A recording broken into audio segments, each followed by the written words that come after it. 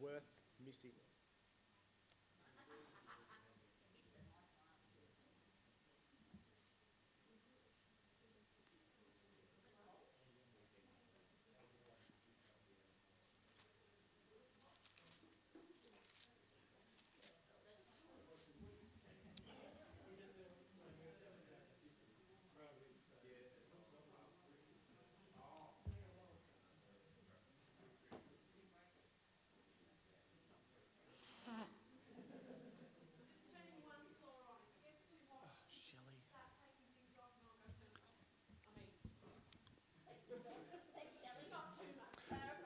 Well, good evening, everybody. For those of you online, good evening as well. Or if you're watching like at another time that's not Sunday night, hello to you, whenever that might be. We've got a bit of a crew here from Forbes today, so that's very exciting. Thanks for making the journey across, guys and girls. Who did their homework?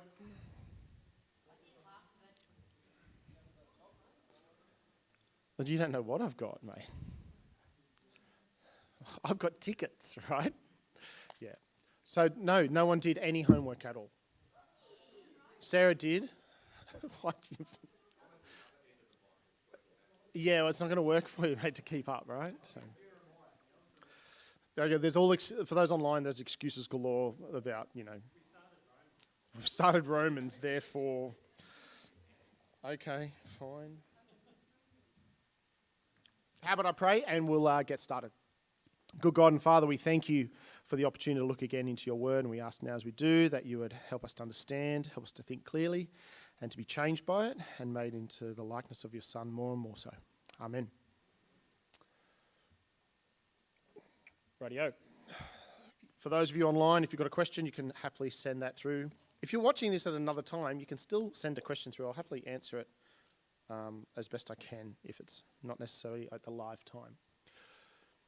Do you remember we finished with David last week, well, a fortnight ago? We finished with him and we had great expectation, didn't we? There was the Ark of the Covenant had been brought to Jerusalem.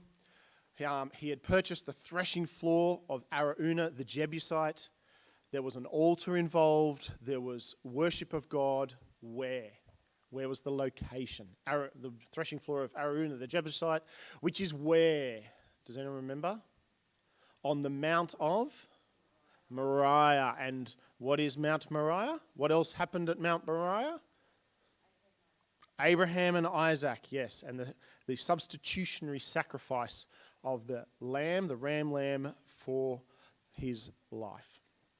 There is great expectation. Hello, welcome. So here we are on our map.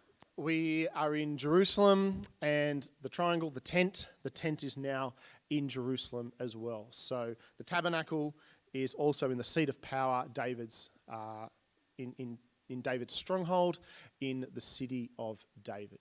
And if you might remember, I described to you that the city of David is not all of Jerusalem.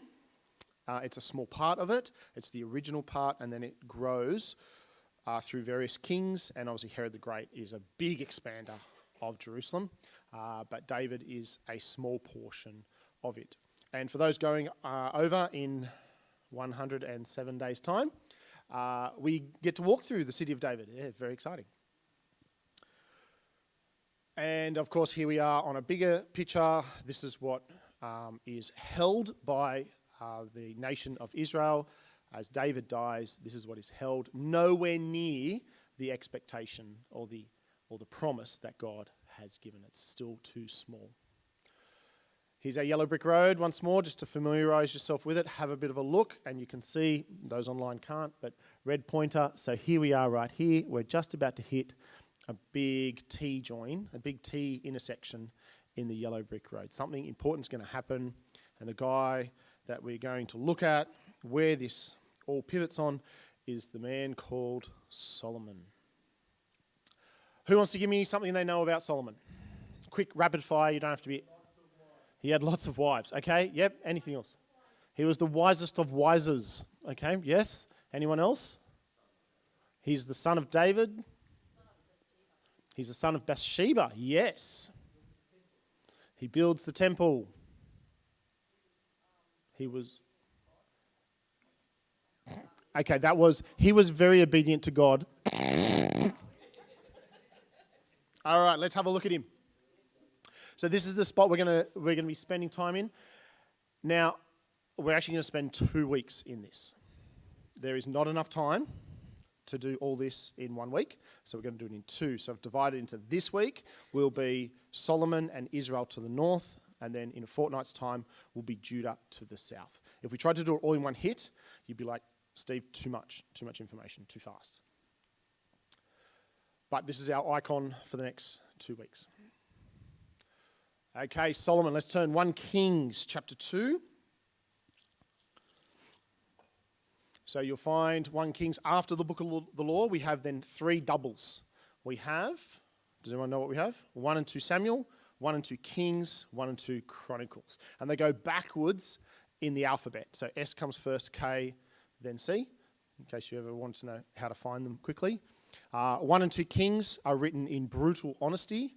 1 and 2 Chronicles are honest, but they are written later. They're written during the exile to Babylon, and they're written highlighting God's favour upon Israel, his love for his people, him keeping his promises. So you don't quite see as much of the brutal rebellion of the people in Chronicles as you do in Kings.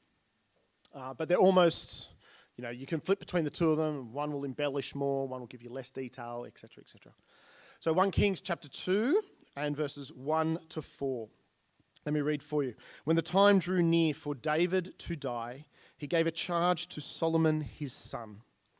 I'm about to go the way of all the earth, he said. So be strong, show yourself a man, and observe what the Lord your God requires. Walk in his ways and keep his decrees and commands, his laws and requirements, as written in the law of Moses, so that you may prosper in all you do and wherever you go, and that the Lord may keep his promise to me. If your descendants watch how they live, and if they walk faithfully before me with all their heart and soul, you'll never fail to have a man on the throne of Israel. Here's how Solomon opens. David's about to die, and here's the charge to Solomon. And the features of that right in front of you that we just read. First one is, be strong. Second one is, be a man, be courageous. What does this sound like? Just let it ring in your ear. The next one is, focus on the Lord your God. And he says, walk in his ways, keep his decrees, his laws and commands. In other words, do not turn to the left or to the right, but you follow it. And what particularly? The law of Moses, the book of the law. It's almost just a restating of what was said to Joshua, that Moses said to Joshua, of what the people said to Joshua. It's the same thing again. This is what you need to do. And there is a covenant. If you do this, you'll never fail to have a man on the throne of Israel. You'll be prosperous in whatever you do. There was something else there that he said. You may prosper in all you do and wherever you go. Yes. Okay. So that's the promise to him. This is massive expectation now, because this is not about something that may happen in the future when you get to the land. They're in the land. He has his throne. He has his capital city. The people are his subjects. It's like, let's roll. And so we have that first things. Turn 2 chapters over, chapter 4. And I'll read this for you. We're doing a highlights tour somewhat of what's going on. Okay, it'll probably be entitled something like Solomon's Daily Provisions or something like that for you. The people of Judah and Israel were as numerous as the sand on the seashore. Oh, does that sound like language you've heard before? Is that not the promise that God gave to Abraham? Where? Yes. And where was he? Hebron. At the camp at Hebron. As numerous as the sand on the seashore. They ate, they drank, and they were happy. And Solomon ruled over all the kingdoms from the river to the land of the Philistines, as far as the border of Egypt. These countries brought tribute and were Solomon's subjects all his life. Solomon's daily provisions were 30 cors of fine flour and 60 cors of meal, 10 head of stall-fed cattle, 20 of pasture-fed cattle, and 100 sheep and goats, as well as deer, gazelles, roebucks, and choice fowl. For he ruled over all the kingdoms west of the river, from Tifsah to Gaza, and had peace on all sides. During Solomon's lifetime, Judah and Israel, from Dan to Beersheba, lived in safety, each man under his own vine and fig tree. Solomon had 4,000 stalls for chariot horses and 12,000 horses. The district officers, each in his month, supplied provisions for King Solomon and all who came to the king's table. They saw to it that nothing was lacking. They also brought to the proper place their quotas of barley and straw for the chariot horses and the other horses. It's a pretty impressive list, isn't it? Yeah. How does your, I don't know, family budget, your household budget sound compared to that? So what are the statements in here? First one, numerous as the sand on the seashore. They're safe. They ate, they drank, they were content, they were happy. They weren't going to war. There's no war. No one wants to fight this dude. It's pretty impressive. The land, the territory is there as promised. How far? To the river. Do you remember we saw that was right up to the Euphrates and all the way down to Gaza, to the Gaza Strip, to the border of Egypt, the whole lot. Everything that God promised is under Solomon's rule. Oh, probably it's coming. Nothing was lacking. Now, just so you know, a core, and it says, and there was a core, 30 cors of fine flour. A core is a donkey load. Don't you love that? Like, how do we say it today? You want to buy firewood, you buy it by the ute load, by the ton or by the cubic meter. But there's a measure, right? And everybody knows a ute load is a ute load. And you don't want the guy selling you firewood to have a dual cab ute. You want him to have a single cab ute, right? Because you get more in your ute load. Core is a donkey load.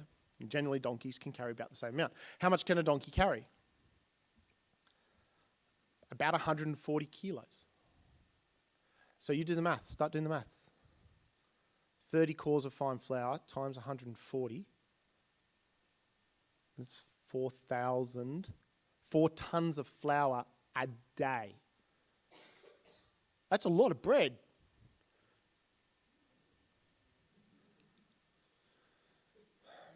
He had wisdom and insight. Let me keep reading. 29 to 34. Now we get to the second part of him.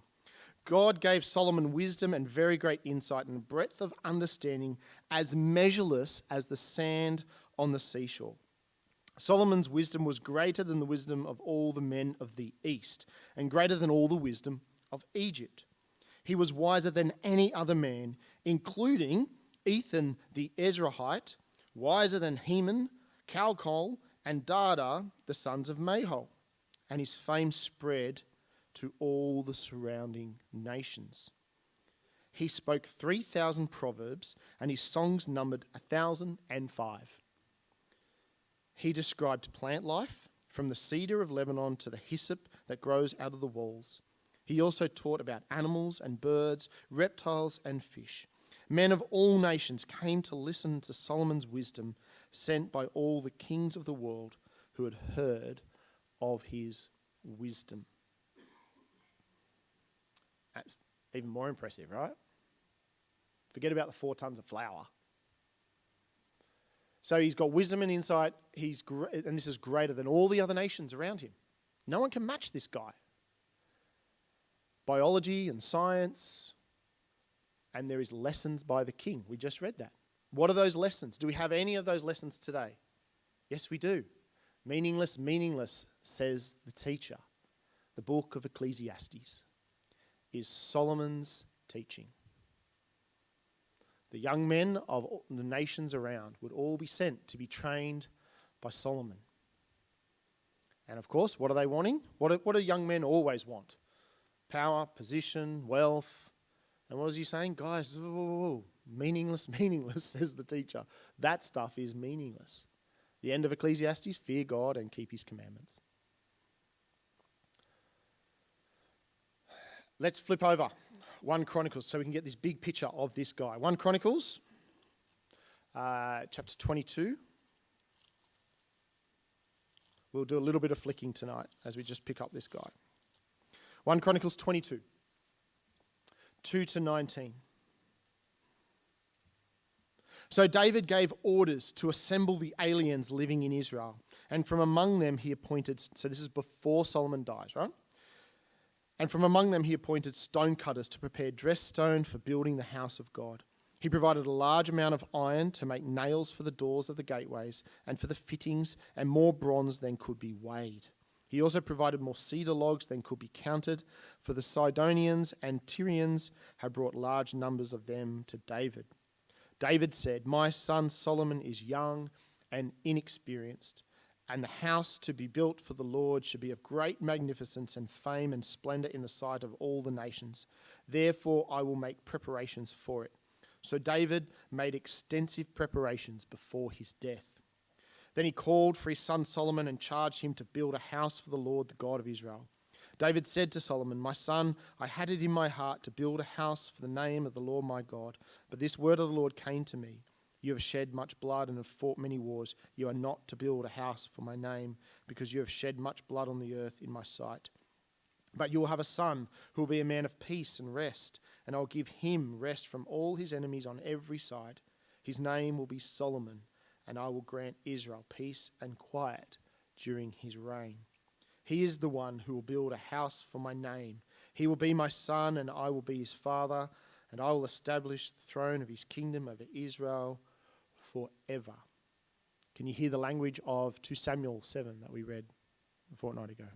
"Now, my son, the Lord be with you, and may you have success, and build the house of the Lord your God, as he said you would. May the Lord give you discretion and understanding when he puts you in command over Israel, so that you may keep the law of the Lord your God. Then you will have success if you are careful to observe the decrees and laws that the Lord gave Moses for Israel. Be strong and courageous. Do not be afraid or discouraged. I have taken great pains to provide for the temple of the Lord. 100,000 talents of gold, 1,000,000 talents of silver, quantities of bronze and iron too great to be weighed, and wood and stone, and you may add to them. You have many workmen, stone cutters, masons and carpenters, as well as men skilled in every kind of work, in gold and silver, bronze and iron, craftsmen beyond number. Now begin the work, and the Lord be with you." Then David ordered all the leaders of Israel to help his son Solomon. He said to them, "Is not the Lord your God with you, and has he not granted you rest on every side? For he has handed the inhabitants of the land over to me, and the land is subject to the Lord and to his people. Now devote your heart and soul to seeking the Lord your God. Begin to build the sanctuary of the Lord. Begin to build the sanctuary of the Lord God, so that you may bring the ark of the covenant of the Lord and the sacred articles belonging to God into the temple that will be built for the name of the Lord." It's a pretty impressive chapter, isn't it? Provisions for the temple are supplied by David. Not necessarily, like Solomon adds to it, but it's actually from David. David is remember, David was ready to go to start building, and God goes, woo. It's all held on for Solomon. There is 100,000 talents of gold. There's 1,000,000 talents of silver. Immeasurable bronze and iron. And wood and stone. Now, gold is worth today, approximately, or a week ago, on the 11th of the 6th when I did the calculation, it's worth $2,908 an ounce. Okay? 100,000 talents and 1,000,000 talents of silver is $363 billion US today. That is $500 billion Australian today. That's an expensive building. That's a really expensive building. Just to put it into perspective, the second richest man in the world today, he was the richest a week ago, is Bernard Arnault, and he's $217 billion US. Elon is 3 billion ahead of him at the moment. That guy owns Armani and Christian Dior and all those high fashion labels and, Birkenstock. And so if you're wearing your Birkies, that's this guy, right? This is a big deal. Nothing like this has ever been built before. Not only is it out of this world from a financial perspective, but this is out of the world spiritually. This has never been done before. A house for the Lord God Almighty. It's quite astounding. Okay, now we're going to go back to 1 Kings. Sorry, had to flick. Go back to 1 Kings chapter 6.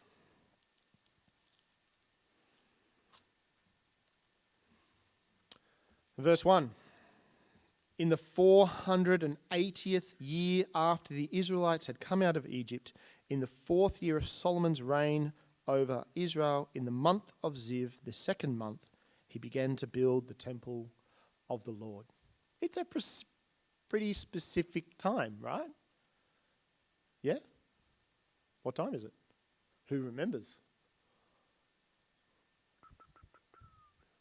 What year is it?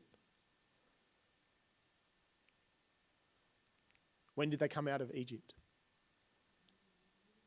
Sorry? Oh, that's cheating, Isabel. Yes, 480 years ago. 1438. So go back 480 years, or come forward 480 years, and you're at where? Approximately? 950. 960? Somewhere there. Okay, 950, 960 BC.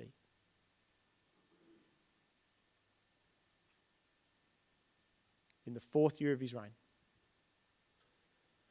Where is he doing it? He's doing it in Jerusalem.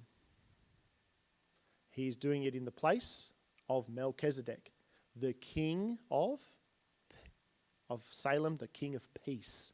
Melchizedek, the king of peace. What has he got? What would you have to be able to undertake this? You would have to be at peace. You can't start throwing gold around and silver around like this if you aren't protected, right? He's going to do it on Mount Moriah, as we saw with Abraham, the Abraham event.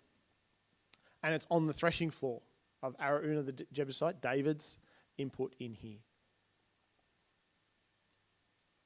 And it's in the 11th year he finishes it. In the 11th year of his reign, he finishes it.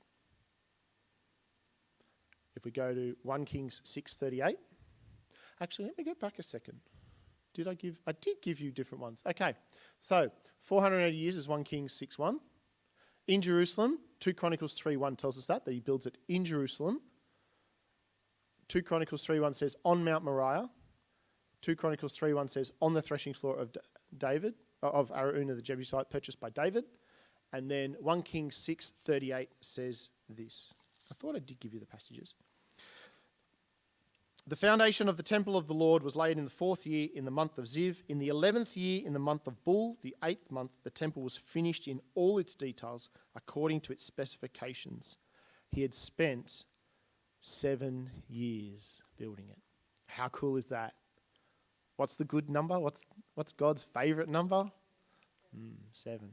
And it takes 7 years to build the temple. It's a pretty long construction time, right? Like that's a long time to be building. If you were building your house for 7 years, you've probably got a really frustrated wife by that time. You would have left home, did you say? Yeah, exactly right. So does it really have to take 7 months? Yeah. Okay, but 1 Kings chapter 7, the very next verse. He had spent 7 years building it, 1 Kings chapter 6. Chapter 7, verse 1. It took Solomon 13 years, however, to complete the construction of his palace. Oh, that's a slight problem. And no, we're not going with 13 is an unlucky number.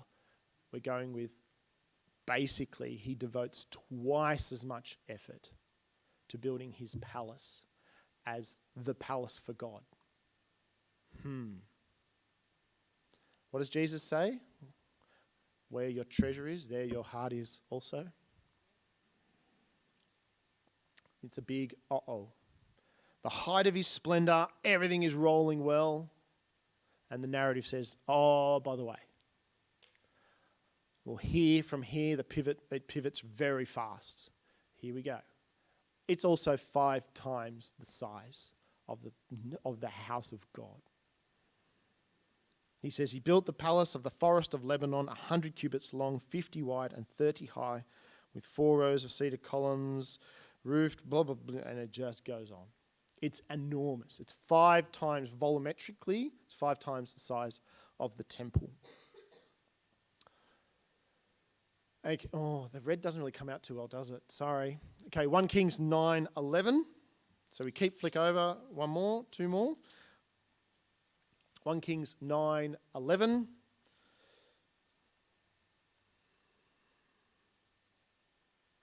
Here's what he says. We'll read from verse 10. At the end of 20 years, during which Solomon built these 2 buildings, the temple of the Lord and the royal palace, King Solomon gave 20 towns in Galilee to Hiram, king of Tyre, because Hiram had supplied him with all the cedar and pine and gold he wanted.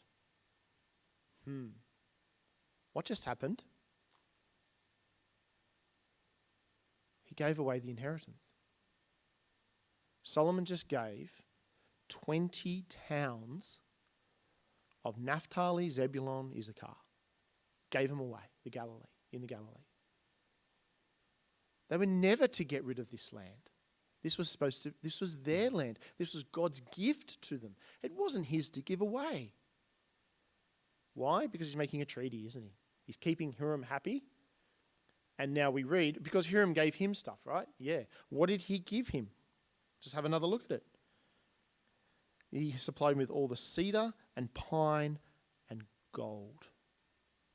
Where did the gold come from? The gold came from Spain. People go looking for Solomon's mines in Israel, right? The Bible says it's not in Israel. Hiram brought it, and he brought it on ships. It tells us that. We'll go through that in a second. He brought it on ships, and the place is called Ophir. And there is a place today in Spain. It's in the region of Rio Tinto. Funny, eh? Rio Tinto. It's in the region of Rio Tinto, and it is called by the locals Solomon's Hill. And it's a mine of gold that's exhausted. Where would that have come from, eh?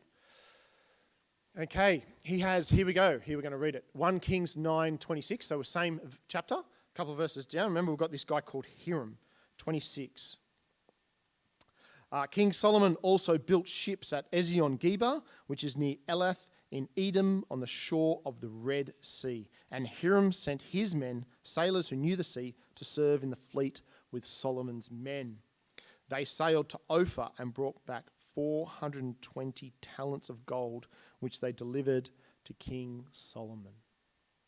420 talents. A talent is 28.8 kilograms. Times it out. It's like 19 tons or something crazy. It's a lot. Now, there's 2 fleets. There's 2 fleets of ships.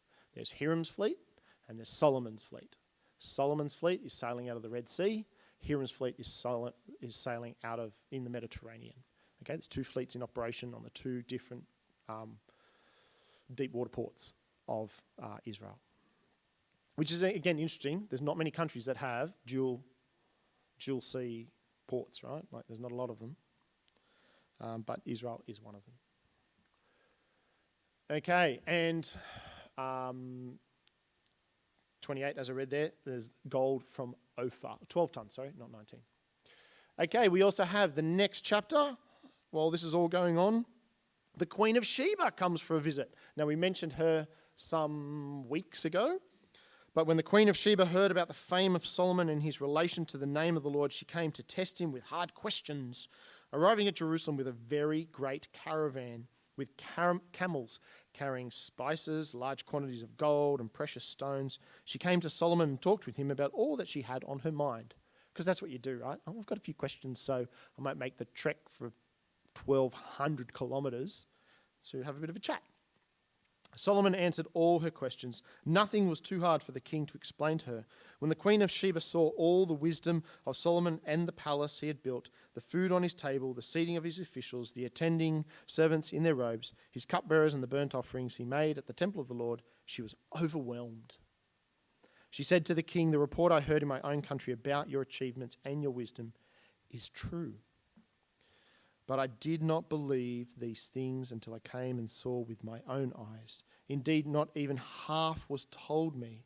In wisdom and wealth you have far exceeded the report I heard. How happy your men must be, how happy your officials who continually stand before you and hear your wisdom. Praise be to the Lord your God, who has delighted in you and placed you on the throne of Israel. Because of the Lord's eternal love for Israel, he has made you king to maintain justice and righteousness." And she gave the king 120 talents of gold, large quantities of spices and precious stones. Never again were so many spices brought in as those the queen of Sheba gave to King Solomon. Where is she? She's Yemen. Okay, Sheba is Yemen. So you come down through Saudi Arabia right to the bottom where the Red Sea hooks out. You've got Yemen and you've got the Horn of Africa on the other side. Okay, that's where she's from. Remember, these have come from the sons of Keturah, Abraham's other wife. Okay, she's from that. That's where she's come from, sometime in the past. Much speculation that the Queen of Sheba is then a consort to Solomon, but there's not much evidence for that other than fairy tales. People like a bit of drama. Okay, and then 1 Kings 10:22 gives us a little bit more information, and that is the king had a fleet of trading ships at sea along with the ships of Hiram that I said before. Once every 3 years it returned carrying gold, silver and ivory and apes and baboons. Now, think about what that means. Baboons, like you've got to go deep into Africa for that. For ivory, you've not only got to go and find the elephants, you've either got to kill them without a gun or find the graveyards for them. And again, apes, the same sort of thing. These guys are going far. They're coming back every 3 years. They're going a long way. And they're coming back with gold, silver.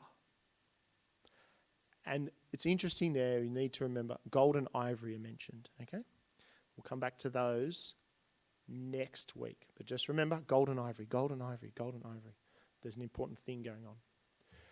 And they bring back, a tribute is paid to Solomon every year as well. So go back slightly, 1 Kings 10:14, so just the start of that little bit. It'll be under Solomon's splendor or something like that. The weight of the gold that Solomon received yearly was 666 talents, not including the revenues from merchants and traders. I just find it really interesting. What's the number?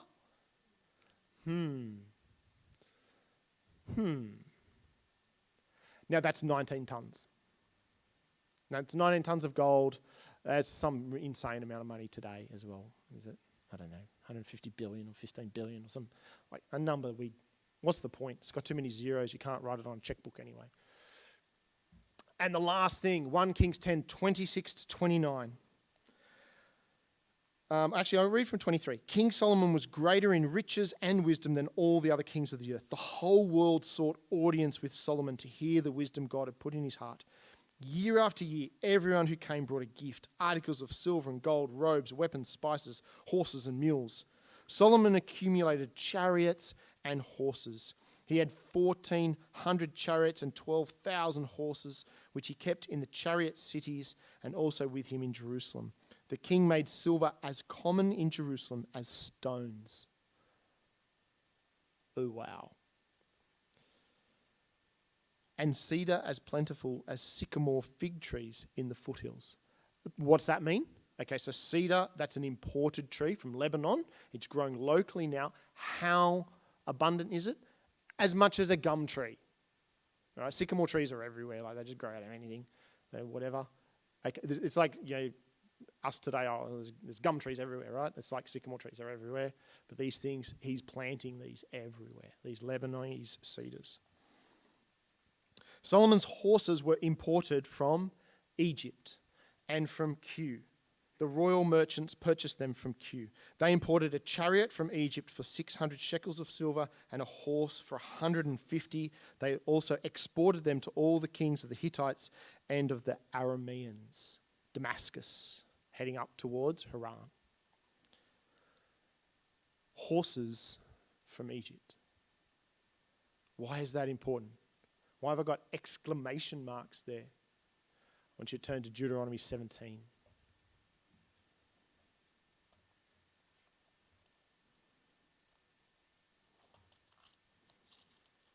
And I might actually ask someone else to read this for us, if they would. I've got another thing.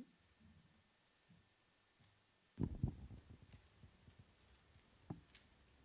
waiting for a volunteer. I'll do it. Deuteronomy 17, 14 to 20.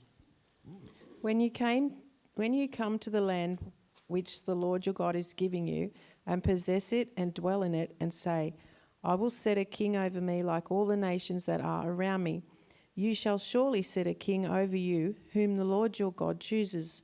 One from among your brethren you shall set as king over you. You may not set a foreigner over you, who is not your brother. But he shall not multiply horses for himself, nor cause the people to return to Egypt to multiply horses. For the Lord has said to you, you shall not return that way again. Neither shall he multiply wives for himself, lest his heart turn away, nor shall he greatly multiply silver and gold for himself. Also it shall be, when he sits on the throne of his kingdom, that he shall write for himself a copy of this law in a book, from the one before the priests, the Levites. And it shall be with him, and he shall read it all the days of his life, that he may learn to fear the Lord his God, and be careful to observe all the words of this law and these statutes, that his heart may not be lifted above his brethren, that he may not turn aside from the commandment to the right hand or to the left, and that he may prolong his days in his kingdom, he and his children in the midst of Israel.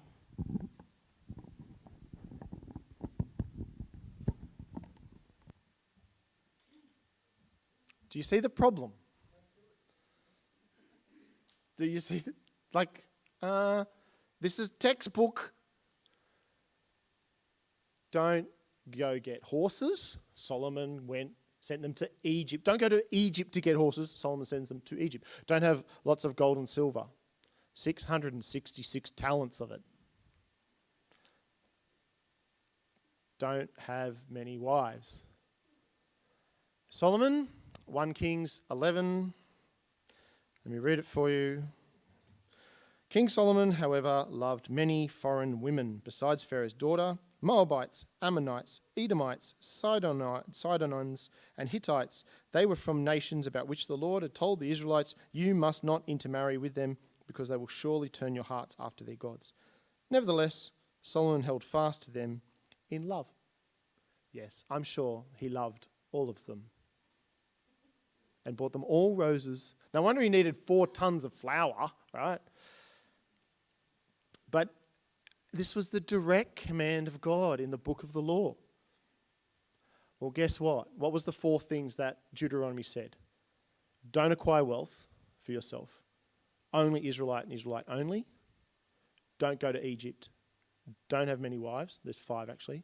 And then the last one was write out for yourself a copy of the book of the law that would be with you and inform you. He's never mentioned doing it.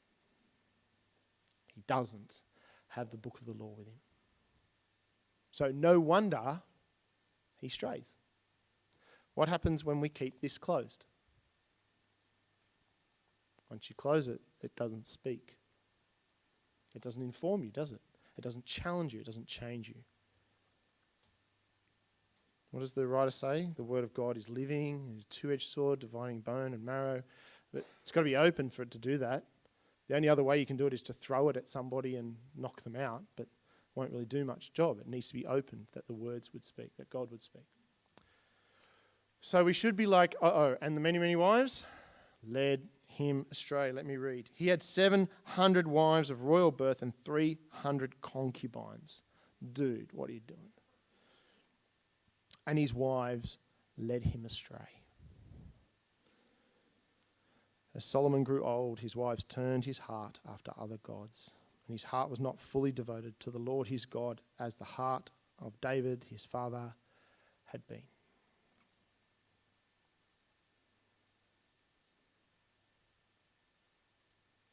Let me keep reading. 1 Kings 11:4. Yeah, that as his father David had been. He followed Ashtoreth, the goddess of the Sidonians, and Moloch, the detestable god of the Ammonites. So Solomon did evil in the eyes of the Lord. He did not follow the Lord completely as David, his father, had done. On a hill east of Jerusalem, Solomon built a high place for Chemosh, the detestable god of Moab, and for Moloch, the detestable god of the Ammonites. He did the same for all his foreign wives who burnt incense and offered sacrifices to their gods.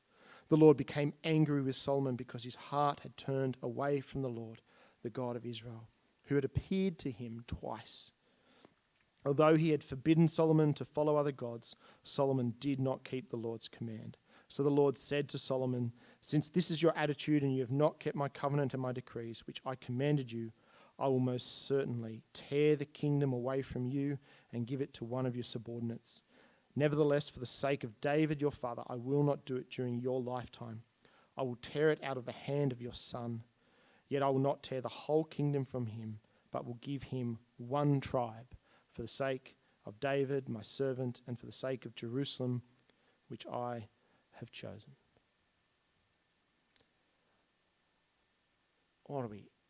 8 books? 8 books, 1,000 years leading up to this amazing kingdom, God's people in God's place under God's king, blessed, looked after, that the world might be blessed. How long does it last? A couple of years. That's it. Not even one generation. Not one generation. It's really sad, isn't it? Someone said to me once, how long would it take for the church to die if those that sit in church today fail to communicate well and fail to open their Bibles? And the answer is not even a generation. And here it is. And God appeared to him twice. I don't know. Most of us would probably be happy with one, wouldn't we? Actually, we'd probably be a little bit scared as well, but yes, okay. So the covenant is broken. Solomon has failed, and failed dismally. Now, just to put things into context for you a little bit. Chemosh, the detestable god of Moab, and Moloch, the detestable god of the Ammonites. What did those gods require? Lizzie, child sacrifice.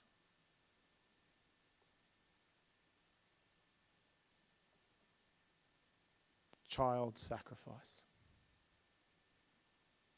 It's not a good feeling, is it?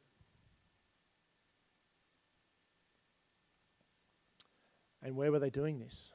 On a hill east of Jerusalem. So here we go. Here's Jerusalem.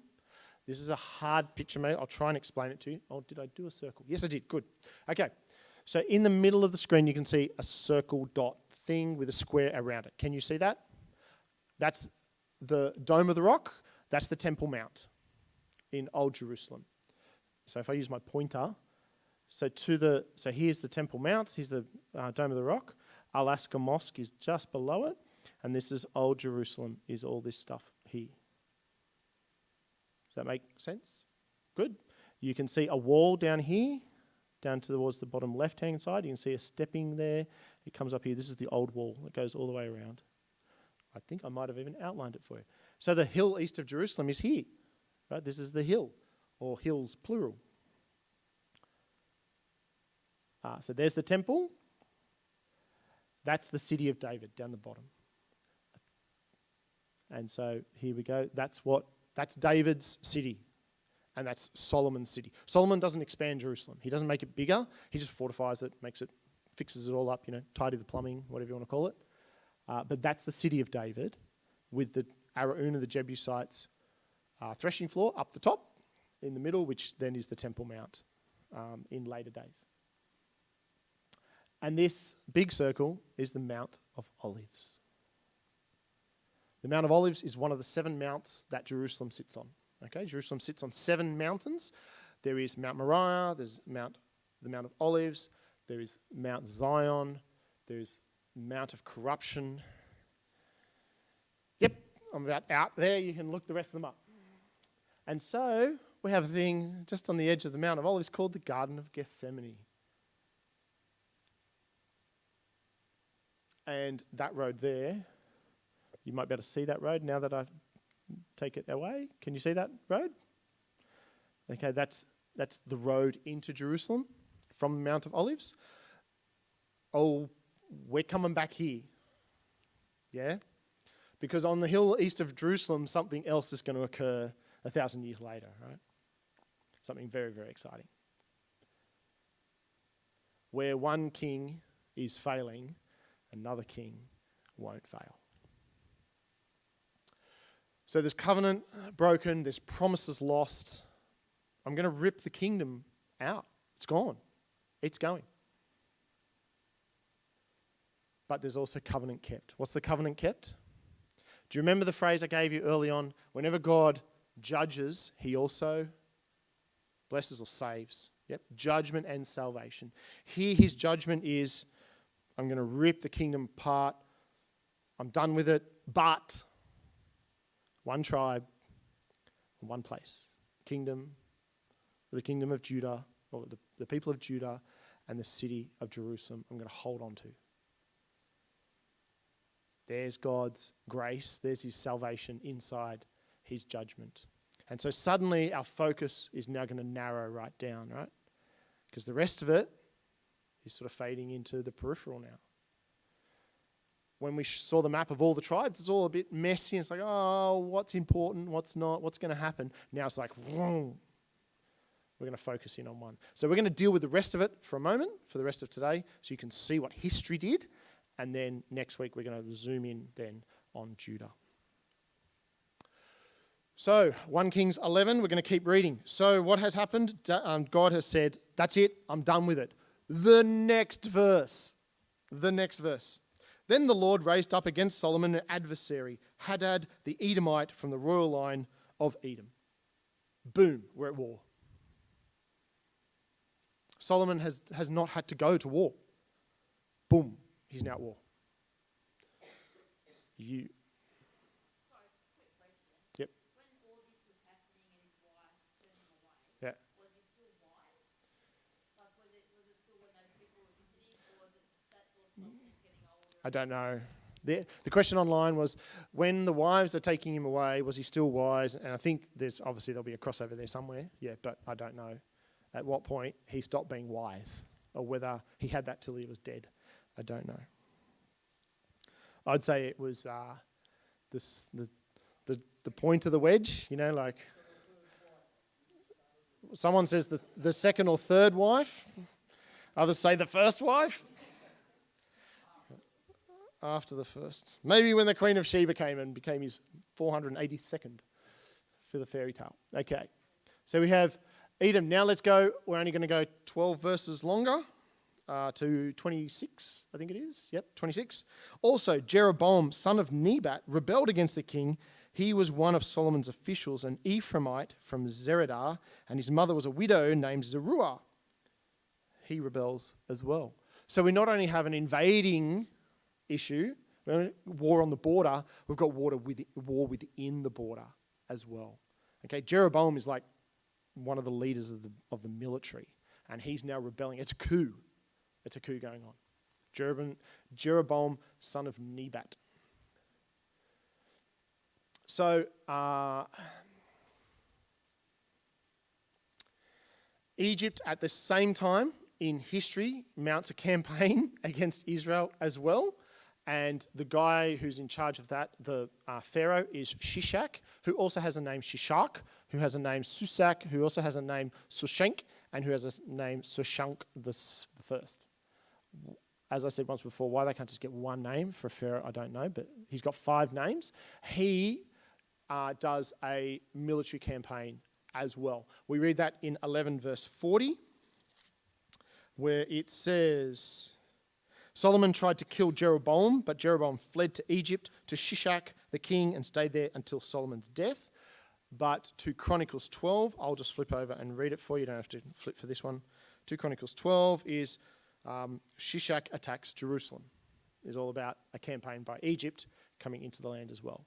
So you've got war to your southeast, you've got war to your southwest, and they've got all the way to Jerusalem. And you've got an Ephraimite, so north of Jerusalem, wrestling his troops. This is not good. Gee, the kingdom is crumbling real fast. Really, really fast. And so we will have a situation. Solomon dies. 1 Kings 12, or the end of 11.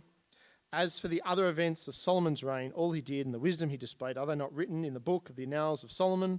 Solomon reigned in Jerusalem over all Israel for 40 years, and he rested with his fathers and was buried in the city of David, his father. And Rehoboam, his son, succeeded him as king. So Rehoboam went to Shechem, of course, because we've got some issues in the north, so Shechem's the place to go, right? He's going to go to Shechem. And then Jeroboam's coming as well. He's going to run up from Egypt because they've worked out Solomon's dead. He's coming back. And then it's explosive material. And the kingdom is torn in 2. Just like God said. It is Israel, they're called Israel to the north and Judah to the south. What do you reckon the tribes are that are in the south? Oh, it's there for you. If it's Judah, that's probably Judah.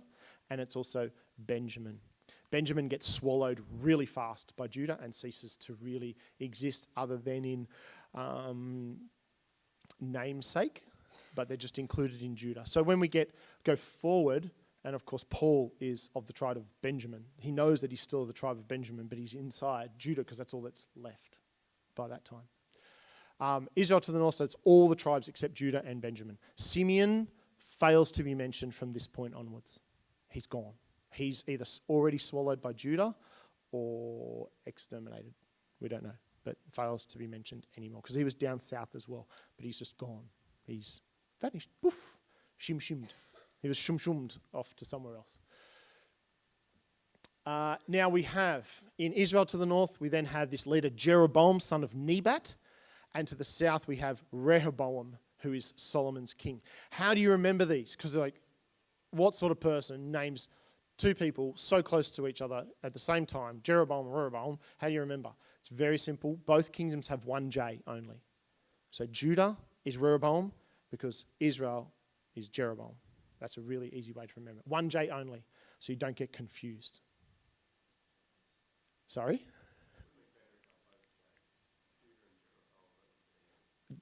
Okay, I've just been asked if we can change history and have Jeroboam to the south, so it's Judah, Jeroboam. But anyway, 1 J each. That's all they get.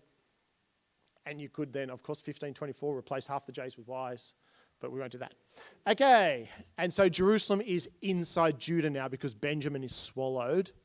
Remember, Jerusalem was inside Benjamin, just north of Judah. Now it's been swallowed by Judah. Okay, that would have happened during David's time because David takes Jerusalem, he's of Judah, etc. Okay, so in the 14th year, and then we get this happen. From this point in the narrative, it can get really confusing if you're not aware what's going on. Okay, you've got to remember, Israel to the north, Judah to the south. You get this phrase repeated. In the something year, the 14th year, let's say, of the king of Israel, whoever that is, so this, at the moment it would be Jeroboam, the king of Judah, Rehoboam, did such and such and such. And then you get this phrase. In the 6th year of the king of Judah, being Rehoboam, the king of Israel, Jeroboam, did this. And of course, that gets really confused if you think Israel and Judah are the same things. And they're not. They're two kingdoms now, to the north and to the south. But they are bouncing their history. The narrative is bouncing their history off each king. So it'll say stuff like, in the 22nd year of blah, blah, the king of Israel, blah, blah, became king of Judah. And so you could make two timelines and they're bouncing off each other, showing where they are. Does that make sense to people? I've got no one doing this, so that's great. Awesome, good. So as you read through 1 Kings, 2 Kings from chapter 12 onwards, that's what you're going to see consistently, is you'll see that, especially when we get to... So if you just turn to chapter 15, 1 Kings 15, we'll just see this in action. Verse 1, in the 18th year of the reign of Jeroboam, son of Nebat, Abijah became king of Judah, and he reigned in Jerusalem for 3 years. Do you see that? So relative to 1 king's reign to the north, this king is in the south. And then the next one will be, the king of, then it'll be Jeroboam dies, and so the new king. So then it'll be in the 9th year of Abijah, then this guy becomes, so they're just bouncing off each other. Map time, because I know you guys love maps, right? Do you? Yeah, now we're going to ask. So this is obviously, so there's Jerusalem and there's the border of the two kingdoms now. It's not a straight line. Occasionally I've had to do it as a straight line because it's too hard to draw it, because I have to draw that with my finger on my screen and it's too small and takes too many attempts. So, but that's sort of what the border looks like between the two of them. And it comes down to the Dead Sea. Jericho sits in Israel, not in Judah. Jerusalem sits in Judah, not Israel.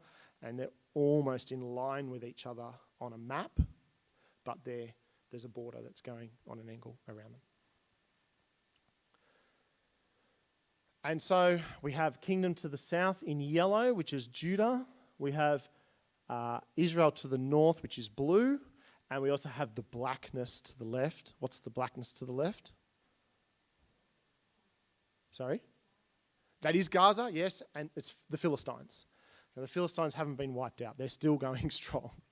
Right? They keep coming. They're the sea people. They just keep coming and keep coming and keep coming. There's do you remember we said that there was giants in the Philistines, right? There's actually bones of a giant in France, the Castelnui giant, and the theory is maybe the Philistines are actually from that far across the Mediterranean to France and Spain.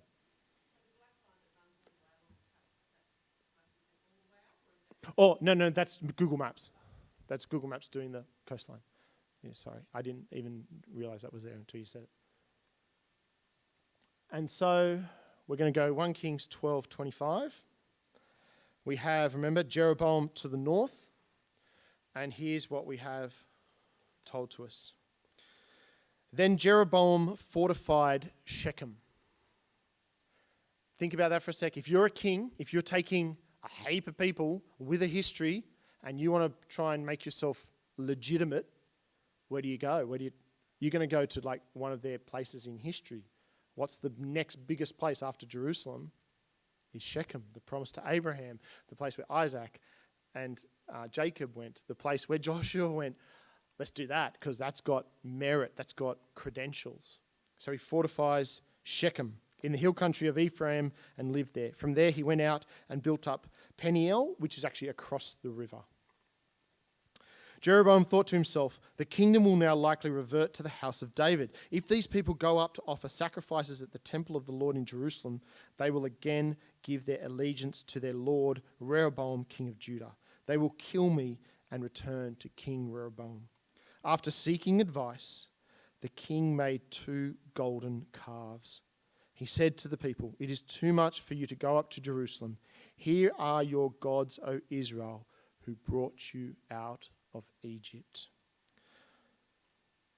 One he set up in Bethel and the other in Dan. And this thing became a sin. The people went even as far as Dan to worship the one there.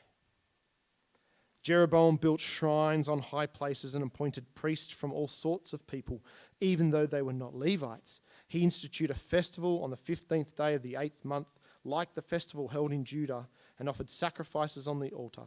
This he did in Bethel, sacrificing to the calves he made. And at Bethel he also installed priests at the high places he had made. On the 15th day of the 8th month, a month of his own choosing, he offered sacrifices on the altar he had built at Bethel. So he instituted the festival for the Israelites and went up to the altar to make offering. At what point did your heart break when you read that? Hear, O Israel, are your gods who brought you out of Egypt. Golden calves again. This thing became a sin. So first of all, Shechem, yep. That's where they are. One to the north, so the blue dot with the blackness around it because it's black and evil, right? Up to the north, that's Dan. That's the town of Dan, not the territory of Dan, as I mentioned a couple of weeks ago. And then we have down at Bethel, or Bethel, is the other one just north of Jerusalem. What's he doing? He's stopping the people going to Jerusalem by, just go here and worship here. It's easier. Just go here. That's what you need to do. And of course, we don't want people traveling too far, so we'll do one further up north. So, so that's not hard for them.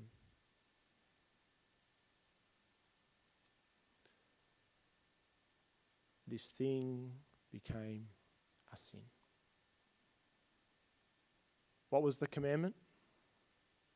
You shall have no other gods before me, and you will not make an idol, an engraven image of anything on the earth beneath or the heavens above. You will not bow down to it or worship it. You will not misuse my name. He just loaded the gun, didn't he? This thing became a sin. It is known as the sin of Jeroboam.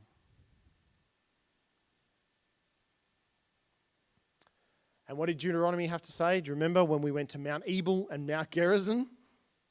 The blessings and the curses. If you do not do what I say, this is what's going to happen to you. You don't have to turn your Bibles. I'll just read it for you because we did read it once before. However, if you do not obey the Lord your God and do not carefully follow all his commands and decrees I am giving you today, all these curses will come upon you and overtake you. And in particular, 36, the Lord will drive you and the king you set over you to a nation unknown to you or your fathers. There you will worship other gods, gods of wood and stone. You will become a thing of horror and an object of scorn and ridicule to all the nations where the Lord will drive you. That is a horrendous promise. Well, it's on its way already. Yes, Lizzie? Well, someone else asked this, my little brains trust at home, asked the same question. And the answer is, I don't know. But you're welcome to go and research it and let us know. The question was, why cows? Why calves? And why calves before? And the answer is, I don't know. But someone needs to find it out. It's not Steve's job, someone else's. It's Andrew's. It's Andrew, because Andrew stepped out to take a phone call. So it's his fault. So you need to find that out. Thank you very much. He has no idea what he's even supposed to be doing. He's just walked in. Okay, have a look at this map. Okay, this is the formation of the Assyrian Empire. Look when it gets going. 921. Solomon dies, 922. When Solomon dies, Assyria starts. Hurly-durly. Coincidence, you reckon? Just a coincidence? Now, if you have another look at that map for a moment and notice something, do you remember the flower, the three-pronged map with Jerusalem in the center that I gave you guys, the stylized map? with Africa to the bottom and the 2 other continents. Look what Assyria is doing. It's doing the same. It's going into the 3 as well. The people of Ham, the people of Japheth, and the people of Shem. Are we lost, or are you understanding what I'm saying? Good. Don't worry about it. Steve's weird thought process. So Israel, and now there is going to be a thing that is typical of the kingdom of Israel to the north, and that is they did evil in the eyes of the Lord. They're going to have king after king after king. Not one of them did good, was pleasing in the eyes of the Lord. They are all typified by the same phrase, and he did evil in the eyes of the Lord. And usually it says, following in the sin of Jeroboam, son of Nebat.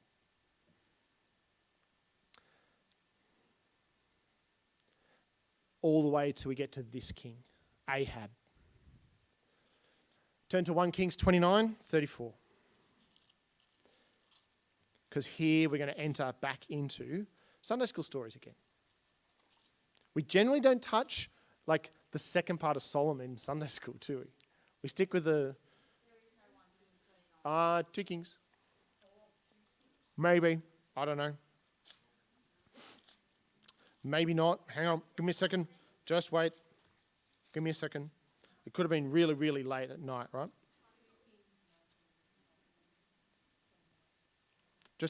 It's okay. We'll get there. Everybody, just hold on. I know it's disappointing for you, but it's okay.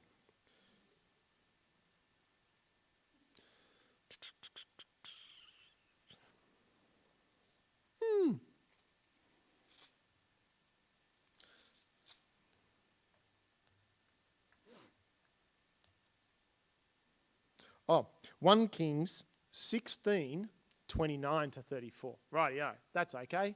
Wasn't that bad. 1 Kings 16:29-34. In the 38th year of Asa, king of Judah, remember how it works? Ahab, son of Omri, became king of Israel, and he reigned in Samaria over Israel 22 years. Ahab, son of Omri, did more evil in the eyes of the Lord than any of those before him. He not only considered it trivial to commit the sins of Jeroboam, son of Nebat, but he also married Jezebel, daughter of Ethbaal, king of the Sidonians, and began to serve Baal and worship him. He set up an altar for Baal in the temple of Baal that he built in Samaria. Ahab also made an Asherah pole and did more to provoke the Lord, the God of Israel, to anger than did all the kings of Israel before him. In Ahab's time, Hiel of Bethel, we read this once before, Hiel of Bethel rebuilt Jericho, laid its foundations at the cost of his firstborn, and set up its gates at the cost of his second son, in accordance with what Joshua had promised. He thought it trivial to do the sin of Jeroboam, to worship the golden calves. So instead he's going to go one stage further, and he's going to adopt the Baals, the worship of Baal, which is Sidonian and Philistine in nature. Now, what does Baal worship involve? Well, so Baal was seen partly as a god of fertility. And so, if you wanted a child, you go to the Baal temple, you get yourself a shrine prostitute, and you perform that act in front of the image, the idol of Baal. If you want your sheep to get pregnant, you go to there and you get a sheep. You get the idea. Detestable things are done. The root word for Satan in the Greek is Baal. When we get to Jesus, okay, the root word of the by the prince of demons, yeah, okay, that word, the root of that is Baal. This is The golden calves are trivial compared to this. He marries Jezebel, a foreign. We're going back to Solomon again. The worship of Baal, the temple for Baal. And more evil than all the kings put together. This guy needs a wake-up call. And so the Lord sends Elijah. So here's where Elijah enters the scene. Elijah. Break up his name, get the root of it. Eli is, so the J can be changed to Y, right? It's Elijah. Eli is Elohim, which is God. And Yah is Yahweh, the tetragrammaton. Elijah is Yahweh is my God. What's Ahab? Baal is my God. Idols are my God. Evil is my God. And on the scene comes a prophet who is Yahweh is my God. Now, Elijah is like, he's Hall of Fame, right? For Israel today, for Israel in the time of Jesus, Elijah is Hall of Fame. He's one of the prophets. So he's there alongside. Where do we see him in the New Testament? Anyone? The Transfiguration. Okay, Jesus is talking to two in Israel's history, Moses and Elijah. What was happening at both times? What happened in both of their times? Moses and Elijah. Golden calves. Golden calf worship. Idol worship. Okay, so we've got Bethel to the south, and we've got Shechem in the middle. And Elijah is going to have a little bit of a showdown with Ahab up north in the Jezreel Valley. And to the west of the Jezreel Valley, the entrance to the Jezreel Valley is a mountain range, which is open to the sea, but the mountain to the south of the opening is the Mounts of Carmel, or Mount Carmel. Not Mount Caramel, but Mount Carmel. So if we zoom in a little bit for you, you can see Shechem down to the south. And here we go. It might be a little bit easy for you. See, it's a very green thing even today. The Jezreel Valley is highly fertile. Highly fertile. And the Mount Carmel is there. Once you get over the Mounts of Carmel, you're actually on a really high plateau, and then it drops to the ocean. So the little whoop up the top, hang on, I've got a pointer, haven't I? There, that little bit sort of there. This is where Haifa is today. And there's a gondola to go down into the city. Like from the top of the city to the bottom, it's a gondola. It's pretty cool. It's like, you drop off the plateau. So we have Mount Carmel and we have the Jezreel Valley. And running through the middle of the Jezreel Valley is the Kishon River, and there's a spot there called the Kishon Valley. Now they're important because they're all features of this really amazing story about Elijah and Ahab and Jezebel and the priests of Baal. So here's an arrow. If we look from Mount Carmel down the Jezreel Valley, this is what it looks like.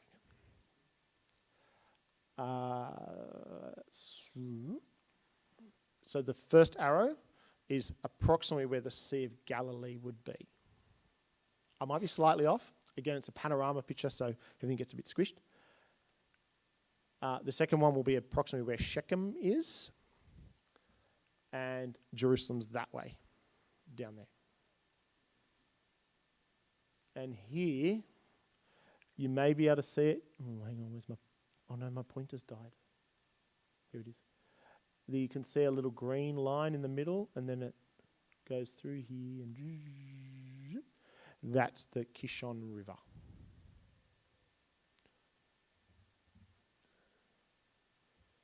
So we have, and this is from up on the mount. This is on where they think the altar battle happened, where we have, Elijah is here, the priests of Baal are assembled, and then it's like, okay, whose God is actually the real God? And then Elijah says, well, let's make some altars, put wood on it, and you put your sacrifice on it, and then you call on your God to light it up. Should be pretty easy, right?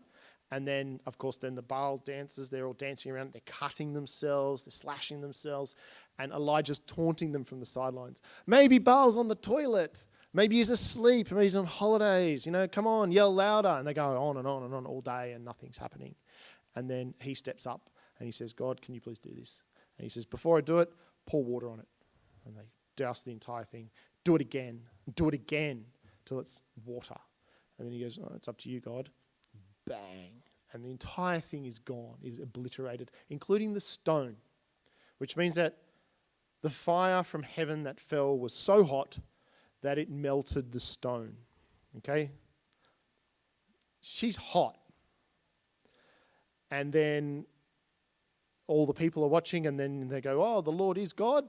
And he goes, right, kill the Baal priests. So they chase them off the hill to the Kishon River, and that's where they're killed. They're slaughtered in the Kishon River. No doubt the river ran blood that day.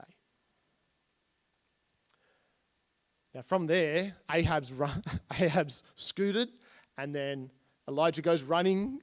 Remember this story? And he runs past Ahab, and he goes all the way down the valley, and then he freaks out and goes, what am I going to do now? Because Jezebel says, I'm coming for you. I'm going to kill you. She loved Baal, and so he's going to have to run. Andrew's got a question. Yes, Megiddo's down to the... It's either that way, I think it's to the right, I think. Yeah. Yes, not far. Yeah. So those on the trip, we see Megiddo and Mount Carmel, one after the other. Yeah. But the Jezreel Valley is a big highway of moving people as well. So it's highly fertile, and it's also a big movement, because if you think about the map, deep water ports to the left, getting into the agricultural land and agriculture back out. It's a really important highway. And so Megiddo was the controlling hub for that. And Megiddo gets attacked in a 2,500 year time period for the city of Megiddo. It's destroyed every 100 years, 25 times.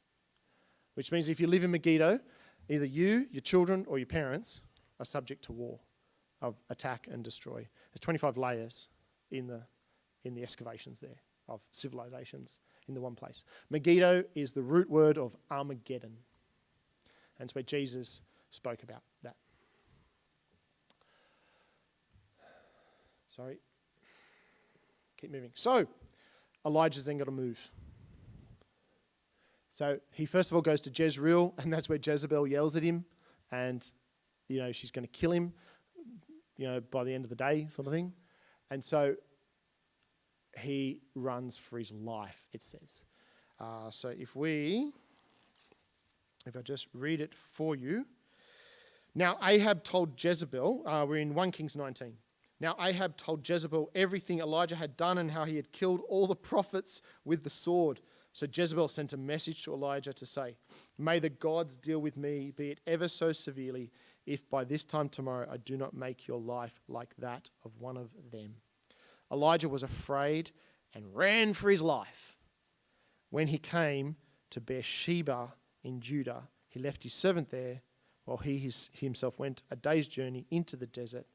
He came to a broom tree, he sat down under it and prayed that he might die. He goes all the way down to Beersheba. Think back. Who else was near Beersheba and lay down, I'm just going to die and leave the boy there? Who was that? Hagar. Well done. Top of the class. Yes. And what did God do? He speaks to her, doesn't he? And what does she say? She names the place, but she says, the Lord sees me. God sees me. Elijah's going to similar location.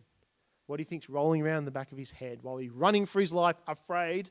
The Lord sees me. He's in the same place. Might have stopped at the well that Abraham dug and all those sorts of things. But from there, he then heads all the way down to Sinai, to Horeb, the mountain of God. Let me read it for you. He came to a broom tree, sat down under it, and prayed that he might die. I've had enough, Lord, he says. Take my life. I am no better than my ancestors. He fell down under the tree and fell asleep. All at once, an angel touched him and said, get up and eat. He looked around, and there by his head was a cake of bread baked over hot coals. Oh, how nice does that sound? Yeah. And a jar of water. He ate and drank and then lay down again. The angel of the Lord came back a second time, touched him and said, get up and eat, for the journey is too much for you. So he got up and ate and drank. Strengthened by that food, he travelled 40 days and 40 nights until he reached Horeb, the mountain of God. He went to Sinai, all the way down there. Now, for those online, that should be clear. You should be able to see that, the yellow dot. Do you remember this picture? And remember I said ignore the arrow? That's where the cave is, on what I've proposed to you as being Mount Sinai. He went to Mount Sinai. And if you remember, this is where God then says, what are you doing here, Elijah? Why are you here? Oh, And then then there's the big wind and the things crack and break, but God is not in the wind. And then there's a firestorm and God is not in there. And then there's, after all those, the fire, I think there's then the earthquake. And then there's the stillness and the darkness. And then God says, I've got nothing more to say. He says nothing more. There's nothing to say. What are you doing here? Get out of here. You're not the only one left. I've got 3,000, I think it is, 3,000 prophets that have been hidden by the dude who's under Ahab's command. He serves Ahab, and he's been hiding all the prophets in a cave. They're all okay. Don't worry. They're safe. We're right to roll. We've just got to get rid of this turkey. Yeah. You know the story. I'll let you read it if you haven't read it already. So then he reverses track and he goes north then. So he goes back up the way he came, the text says. So he goes through Beersheba, but before he gets to Shechem, he diverts, runs down onto the Jordan Valley floor and goes through a town called Abel Meholah. And Abel Meholah is where Elisha is from. Now he goes all the way up to Damascus. He continues up to Damascus, and it's questionable, did he meet Elisha on the way, or did he meet Elisha outside Damascus and he's working for someone while he's come from this one? Who knows? Don't really know. But Elisha burnt the plough and sacrificed the oxen, so it would indicate that it was his, not someone else's, so it's probably on the way he picks up Elisha. And Elisha has the coolest job, right? He gets to follow this guy who can call fire from the sky. And so Elisha comes on the scene. Elijah and Elisha, they work together for a bit of time. And his name, Elisha. And Shah means salvation. His name is God is salvation. So the two prophets operating in the north is Yahweh is my God. He is the God of salvation. What was the worship? Hear, O Israel, are your gods who saved you out of Egypt. Isn't that fascinating how God uses just names to demonstrate who's really in charge? And then they're going to do this. They're going all over the joint. That's pretty accurate, surely. One of those is to this location here, and it's in dark blue. What does Elisha do here?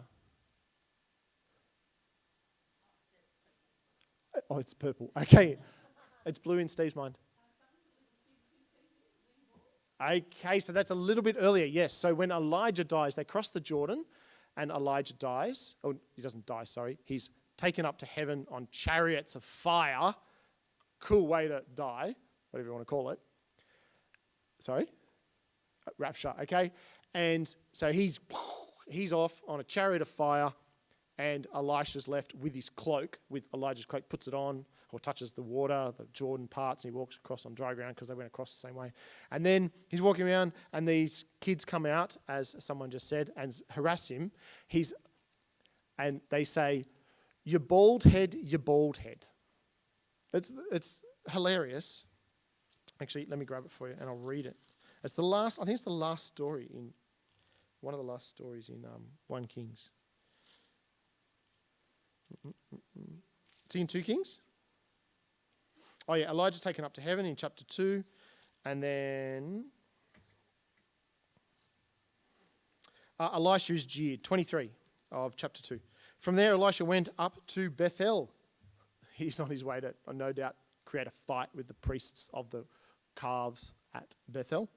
And as he was walking along the road, some youths came out of the town and jeered at him. "Go on up, you bald head," they said. "Go on up, you bald head." He turned around, looked at them, and called down a curse on them in the name of the Lord. And 2 bears came out of the woods and mauled 42 of the youths.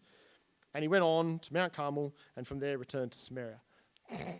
Like, don't you love it? Don't mess with this dude, right? Not a good idea. Like, his predecessor could nuke stone. This guy, 42 young people got mauled by bears.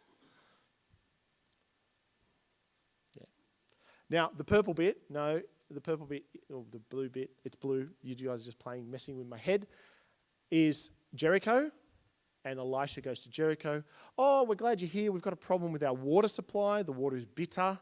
And he throws stuff into the well, into the spring. That's in chapter 2. And he heals the water and it becomes beautiful. The spring of Elijah, it's then called.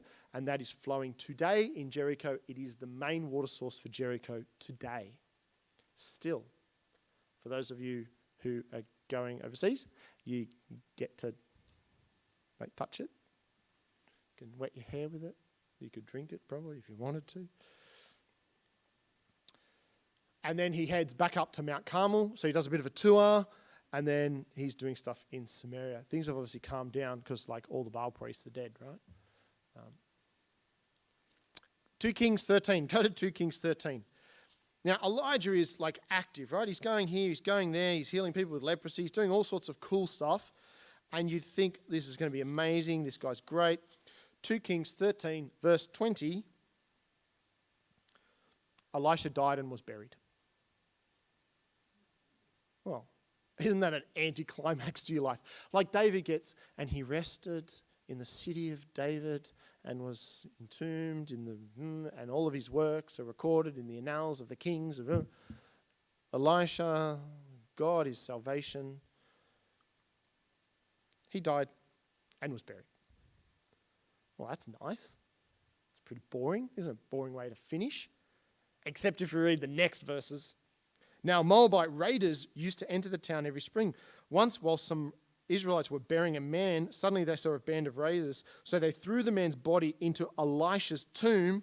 When the body touched Elisha's bones, the man came to life and stood up on his feet." Now, that's better, isn't it? So wouldn't you be taking everybody that you didn't want to have died to Elisha's tomb, throw him in and out he comes? Who knows? But I thought that was, pretty amazing. That's what I just read. Okay, 2 Kings 17. So we're going to flip over now. 2 Kings 17, 1 to 18. This is text heavy, this next bit. So I'll read that for us. "In the 12th year of Ahaz, king of Judah," not Ahab, king of Israel. He's long gone by this point. "But in the 12th year of Ahaz, king of Judah, Hoshea, son of Elah, became king of Israel in Samaria, and he reigned 9 years. He did evil in the eyes of the Lord, but not like the kings of Israel who preceded him. Shalmaneser, king of Assyria, came up to attack Hoshea, who had been Shalmaneser's vassal and had paid him tribute. But the king of Assyria discovered that Hoshea was a traitor, for he had sent envoys to So, king of Egypt, and he no longer paid tribute to the king of Assyria, as he had done year by year. Therefore, Shalmaneser seized him and put him in prison. The king of Assyria invaded the entire land, marched against Samaria, and laid siege to it for 3 years. In the 9th year of Hoshea, the king of Assyria captured Samaria and deported the Israelites to Assyria. He settled them in Halah, in Gozan, on the harbour river, and in the towns of the Medes. All this took place because the Israelites had sinned against the Lord their God, who had brought them up out of Egypt from under the power of Pharaoh, king of Egypt. They worshipped other gods and followed the practices of the nations that the Lord had driven out before them, as well as the practices that the kings of Israel had introduced. The Israelites secretly did things against the Lord their God that were not right. From watchtower to fortified city, they built themselves high places in all their towns. They set up sacred stones and Asherah poles on every high hill and under every spreading tree. At every high place they burned incense as the nations whom the Lord had driven out before them had done. They did wicked things that provoked the Lord to anger. They worshipped idols, though the Lord had said, "You shall not do this." The Lord warned Israel and Judah through all his prophets and seers. Turn from your evil ways, observe my commands and decrees in accordance with the entire law that I commanded your fathers to obey, and that I delivered to you through my servants the prophets. But they would not listen and were as stiff-necked as their fathers, who did not trust in the Lord their God. They rejected his decrees and the covenant he had made with their fathers and the warnings he had given them. They followed worthless idols and themselves became worthless. They imitated the nations around them, although the Lord had ordered them, "Do not do as they do." And they did the things the Lord had forbidden them to do. They forsook all the commands of the Lord their God and made for themselves 2 idols cast in the shape of calves and an Asherah pole. They bowed down to all the starry hosts and they worshipped Baal. They sacrificed their sons and daughters in the fire. They practiced divination and sorcery and sold themselves to do evil in the eyes of the Lord, provoking him to anger. So the Lord was very angry with Israel and removed them from his presence. Only the tribe of Judah was left. Wow.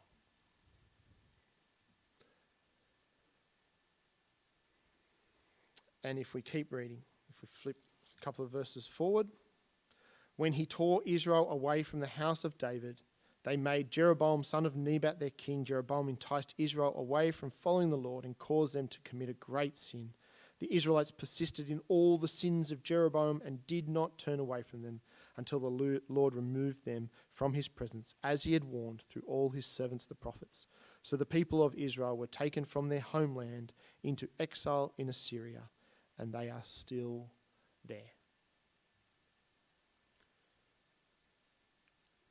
Shalmaneser the fifth of Assyria. This is what he looked like if you wanted to carve him in stone. He begins the siege of Samaria. He doesn't finish it. There's a guy after him called Sargon II. He continues it. But the guy who finishes it is this guy, Sennacherib. This guy is huge. This guy is the new Solomon. Power on every side. So he's going to leave. He comes from this place. Is that green? Great. It looks desert sand to me, but it's okay. I thought it might have been green. He comes from here. Okay, we're 3/4 of the way, 2/3, 3/4 of the way around the Levant, around the crescent, the Fertile Crescent. You can see the plain of Shinar below. And so he's going to come down. He's going to come down what? Probably the King's Highway. And he's going to come into Israel. That place is called Nineveh, aka Mosul today.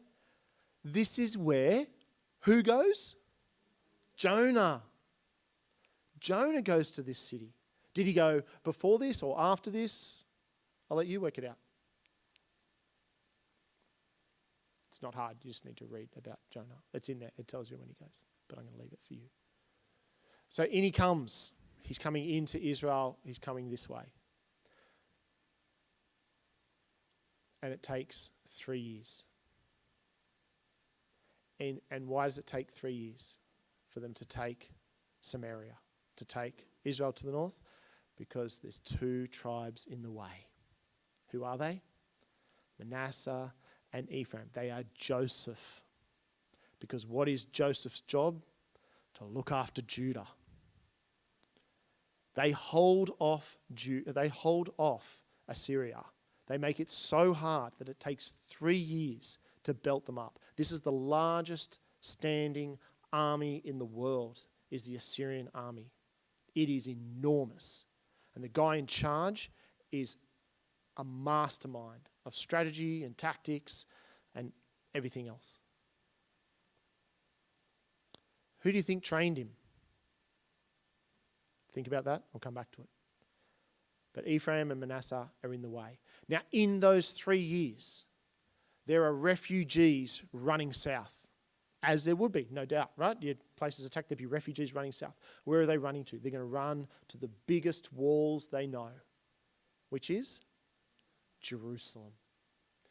The clay seals that they are uncovering in Jerusalem in the time of Hezekiah, which is this time, Hezekiah, which we'll deal with next fortnight. The clay seals they're finding have northern tribe names associated with them. These guys have come south and then they're being put to work.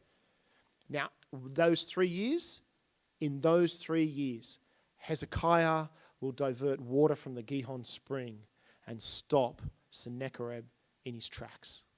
Because when he gets to Jerusalem, he's going to lay siege and there's no water for him. So this is the guy. Now you could say, I always say Sennacherib, but it's Sennacherib. I looked it up on Google. Must be right. So let's look at 2 Kings 18, 9 to 14.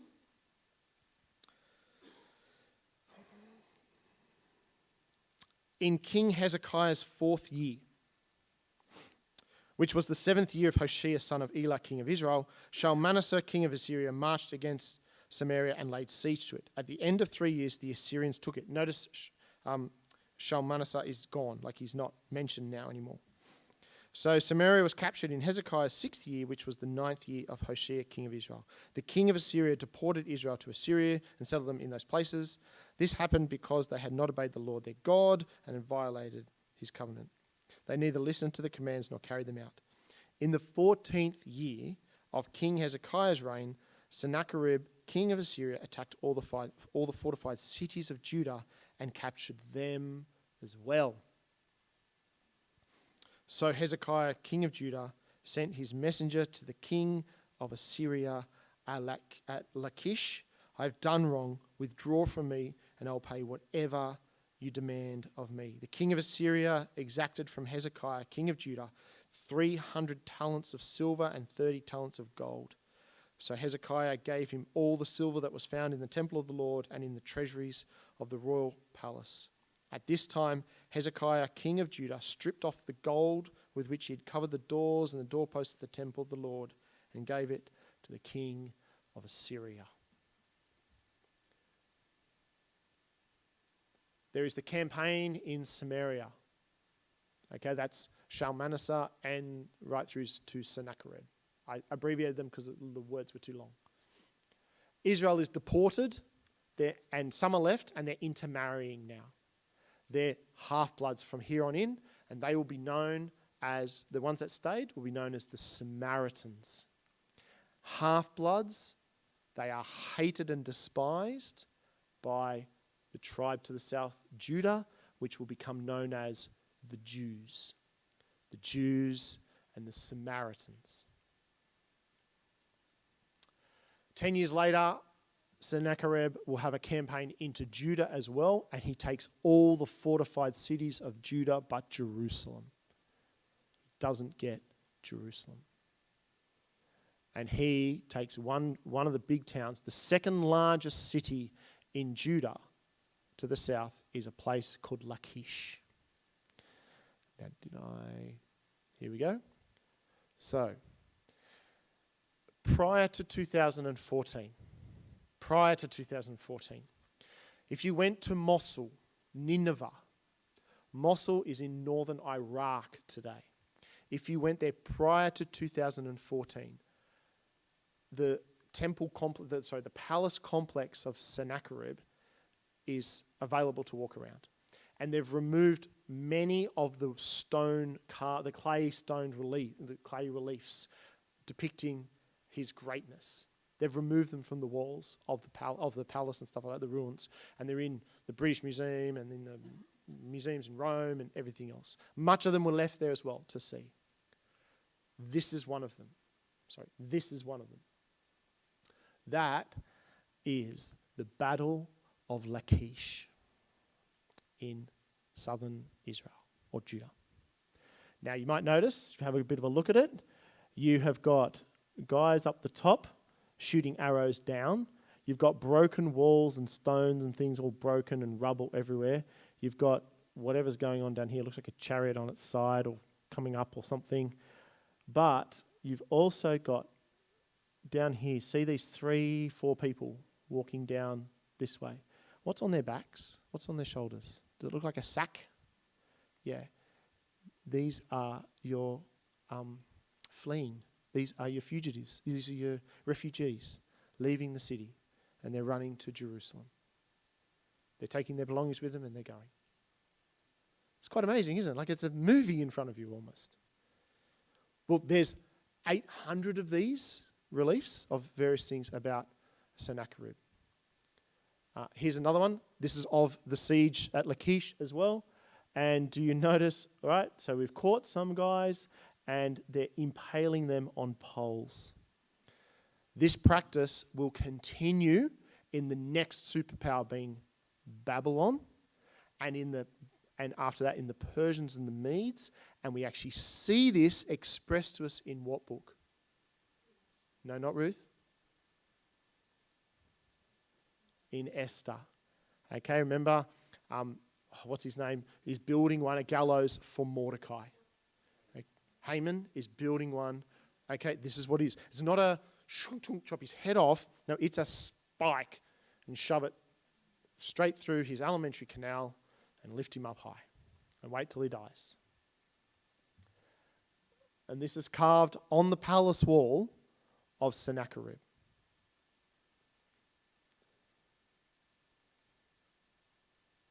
And here you have the people of Lachish bowing before, here is Sennacherib, and they are bowing before him.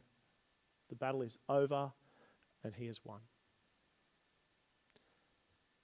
Now to go there today, you won't see them the same. You won't see the palace complex the same. Why not?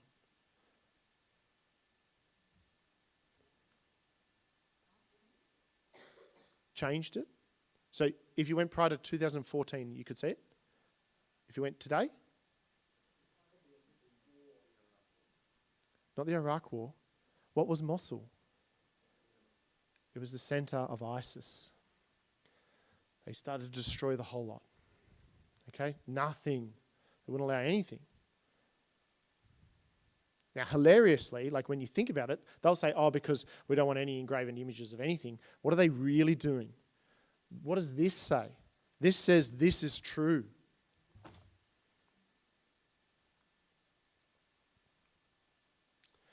This picture we're going to come back to in 2 weeks' time. Because this picture is going to blow your mind. I can't tell you now. You have to wait for 2 weeks. So he comes from here. I'm going to give you a little bit more details about Sennacherib. This is where it is. We're going to zoom in on that. So you can see Haran in the top left corner. Remember where Abraham visited and his dad Terah.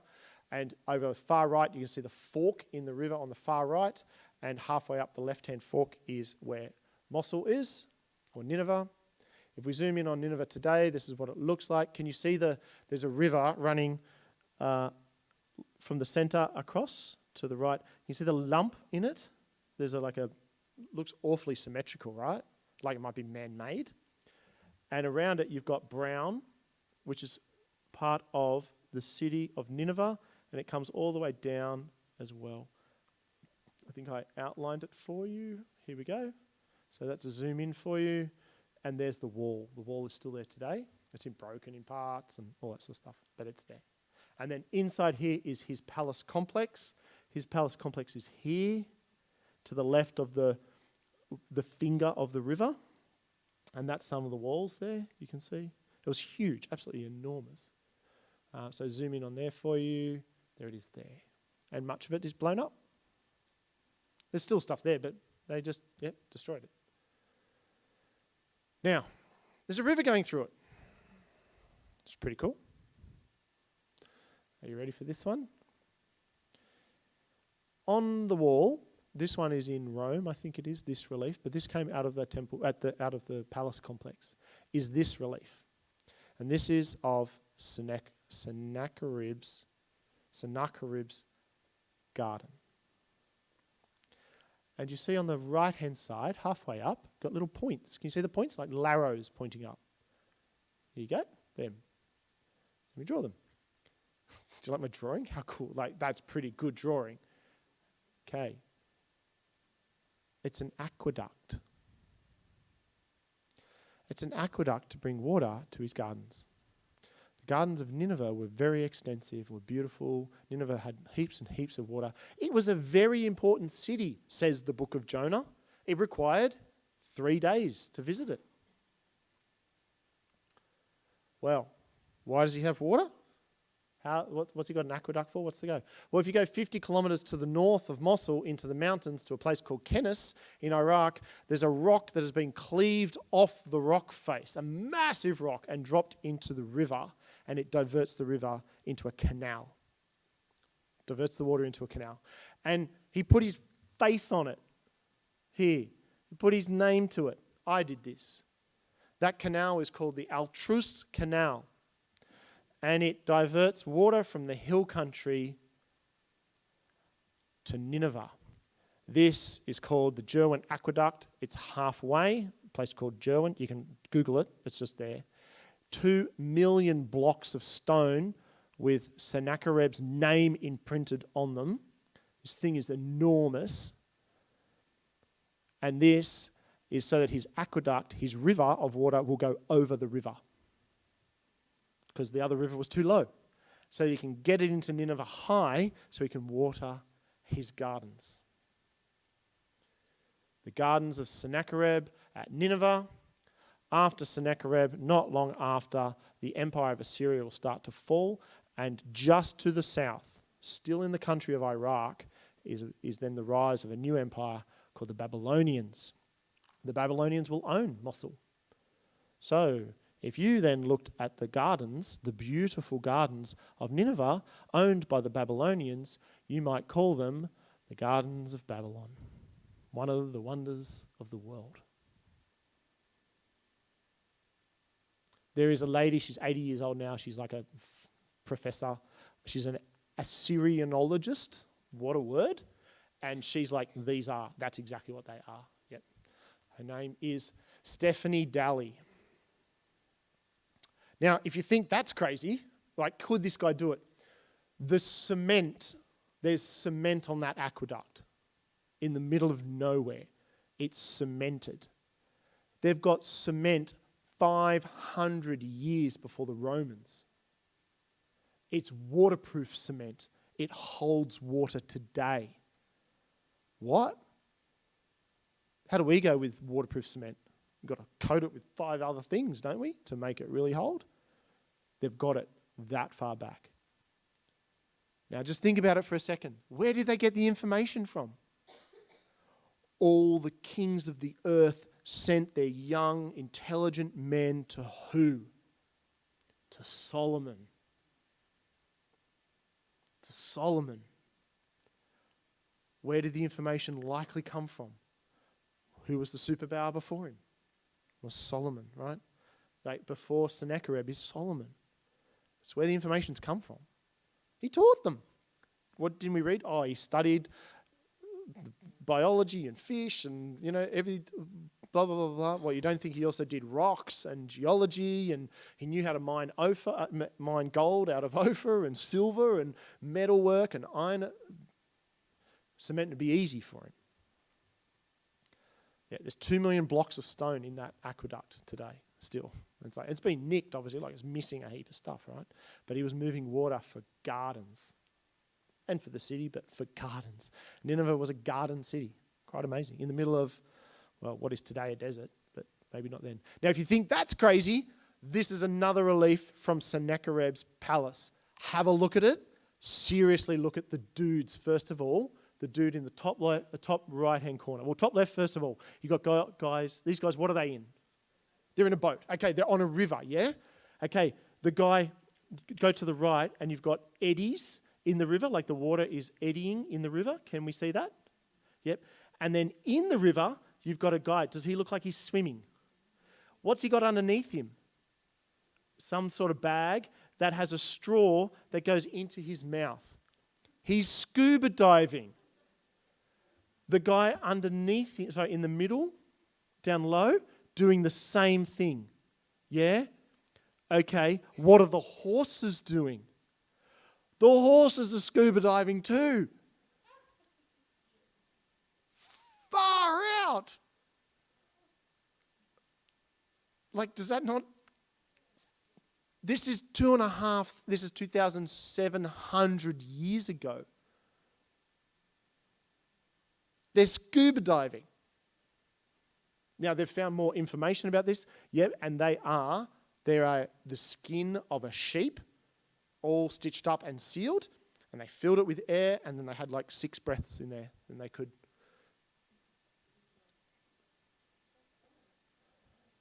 I don't know. I wasn't there, but yeah, because smart enough to, I don't know, they had to lay their waterproof concrete under the water or something. I don't know, but it's just astounding. How? And of course the answer is lessons from the king. What did God promise to Abraham? That all nations would be blessed. Now, of course, we know that that's a picture towards Jesus, but on the way, they get all sorts of stuff. Now, that formula for cement no doubt gets to Rome eventually. And then good old modern people lose it, right? And then we have to relearn it, and we still haven't got as good a cement. We can't build a Colosseum today that will stand for that long. But lessons from the king is the logical reason. All the world came to Solomon, the scripture says. And they're scuba diving. In 700 BC. 722 BC is when Israel to the north falls. Solomon died 922. They lasted 200 years. That's it. And by 705 BC, they're gone as a people. They're gone. Okay, there's no one left of the tribe of Ephraim or any of that. They're all gone. They're all now half castes or less.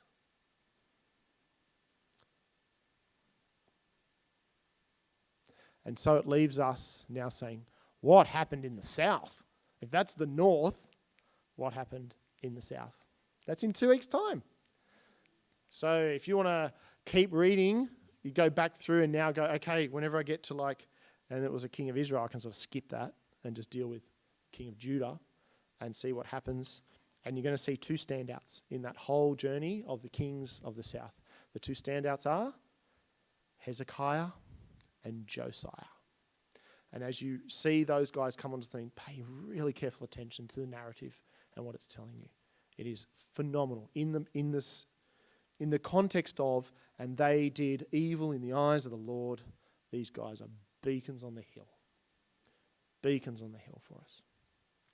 Hopefully tonight, as we've gone through that, something that has rung in your ears is, what did Solomon do? He left the Bible closed. He did not listen to the Lord his God, and he did not obey. And the result is terrible for a lot of people. It's incumbent upon us as well, right? We've got the Bible. We don't have to write it out on a scroll and stick it next to us. It's done for us. We've got a printing press. We shouldn't leave it closed. We should be opening it and letting it speak and form and inform our lives and what we're doing. Any questions? Any questions online? Oh, someone sent something. Let me have a look. Oh, Esther wants to go top of the class. They would just continue bull worship or calf worship. They would just continue with the God that they worshipped in Egypt. This is the only God that they knew before the real God revealed himself to them in the wilderness. This is the same God that is still being worshipped today. The bull and the obelisk that you see at Wall Street and the other financial capitals of this world is the same calf that the children of Israel worshipped in the wilderness. There you go. That's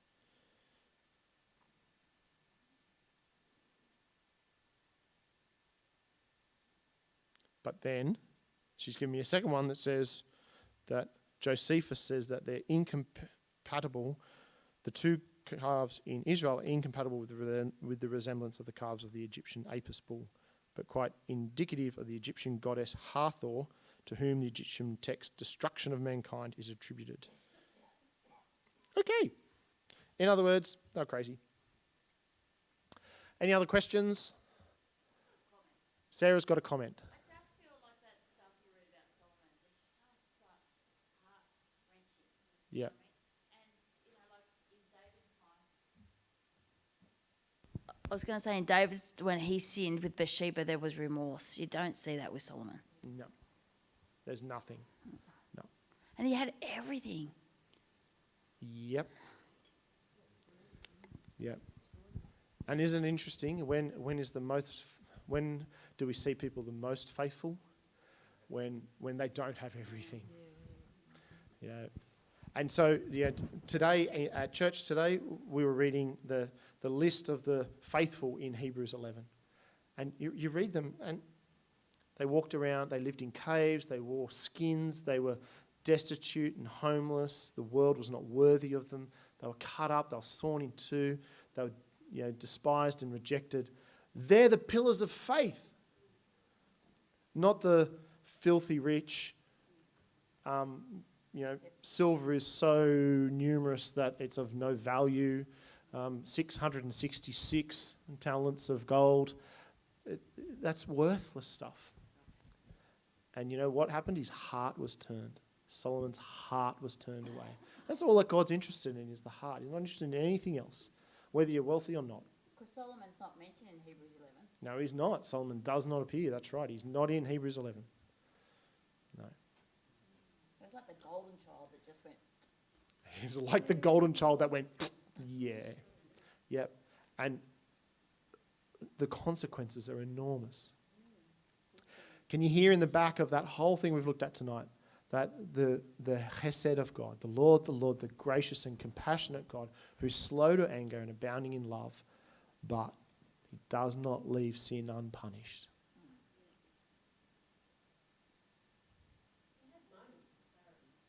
Solomon, yeah.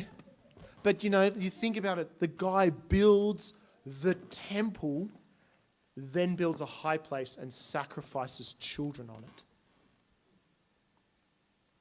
I'm sorry, what? Like, how can you reconcile those two things together? How is that possible? Yeah, and you know the answer? There's a woman involved, right?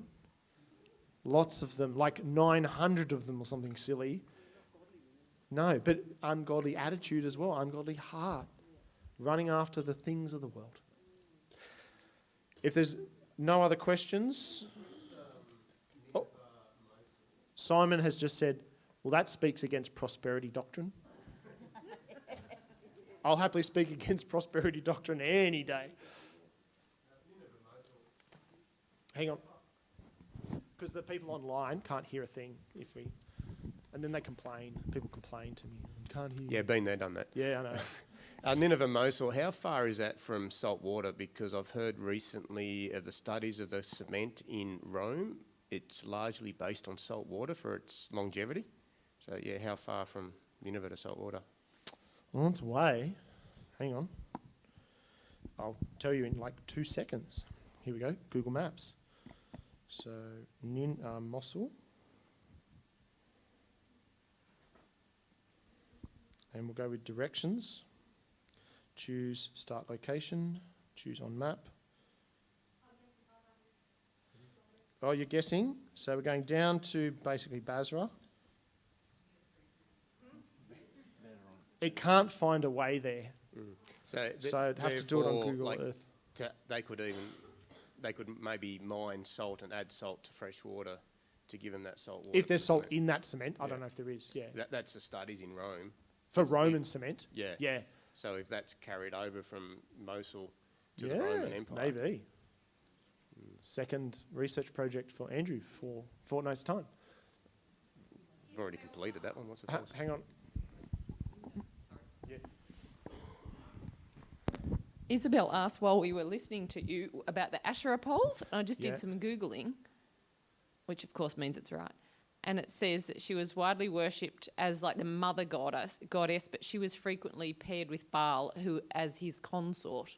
So we pass over the Asherah poles all the time really quickly, but like she's like the female version of him, I guess. Yep. And also, if you think about it, so, she's Mother Earth, so it's also that, she's the one who brings fertility, as well. Like she's the going to look after us and everything else.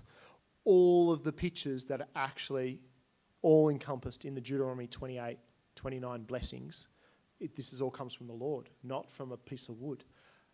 You bless the womb of your own wombs, the womb of your livestock, the fertile land of your. It's all this. It's what's the word? It's fake God authority. It's pseudo gods. So we'll take an element of the true God, we'll call it something else, and of course, because you'll worship that. Like here's your God who brought you out of Egypt. This is the God who saves the calf. No. That's the Lord who's the God who brought you out of Egypt. We'll just take the attribute and assign it to something else to allow you to, so that you might believe in it. It's that stealing of an identity. Yeah. And that's what God detests, right? You have no other one before me. Yes, Wendy. Oh, come on. Yes, you do need it because there's people in Tasmania who can't hear. What happened to Ahab? He died. He did die. Yeah, well, he's not there today. I knew he died, but who? He just dies. I don't think it's So any. no one killed him, or No, but then his family's killed.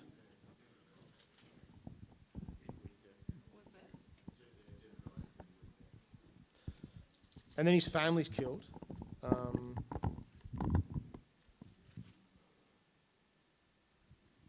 No, you have to look it up. Yeah. Go for a look through one Kings somewhere there. Yep. Two Kings. It'll be in 2 Kings. Yep. Any other questions? Sarah, you had a comment? Did Baal have horns? Did Baal have horns? I don't know. I did a quick look at him. And Google has a picture. Yeah. They took a photo back Yeah. then. Yeah. They don't, probably, maybe. Yeah. Again, you look at, everything comes back to something, right? Like you steal an identity or an attribute of one thing to make it legitimized in your thing. No different to, Jeroboam sets up his center at Shechem because that gives him credibility. Yeah, right? Like he's in the right place. And I could say it. I'd have to probably turn the live stream off to say it. Anyway, I'll leave that one for not on the internet forever. How about I pray for us and we can get going? Good God and Father, we thank you for your love for us. And Father, thank you that you are faithful, even though people are not faithful, us included. Father, when we look at the life of Solomon and then the repercussions of it, the consequences, it's not hard for us to find ourselves somewhere in his life as well. So Father, we would ask that you would remind us of how you call to us. You want us to love you with all of our hearts and minds and soul and strength. We ask that you equip us to do that, pour your Spirit upon us, that we might be people that are holy to the Lord our God and don't walk in the ways of evil. We pray for this week, Father, as we go about our business, that you might continually remind us of your great love for us and remind us of our need to come before you, to hear from you, and to present ourselves before you. Amen. Have a wonderful week. 6.5 to 7 kilometres for those going to